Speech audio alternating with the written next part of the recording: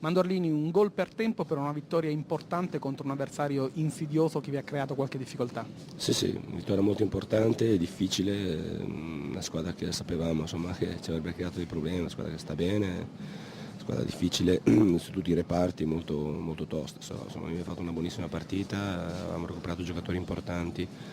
È un campionato così difficile, tutte quelle davanti vanno forte e quindi non bisogna perdere terreno, quindi è stata una vittoria molto importante. Esordio sfortunato da primo, vista la squalifica di Braglia, per una squadra che comunque ha creato gioco ma non ha saputo capitalizzare le occasioni avute.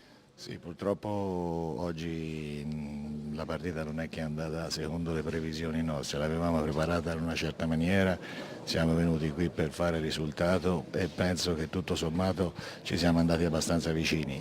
Il 2-0 mi sembra eccessivo perché abbiamo preso 2 gol che tutto sommato potevamo evitare benissimo. Però questa è la legge del calcio che quando sbagliamo davanti alla porta dei gol abbastanza facili o quasi fatti e poi alla fine paghi sempre.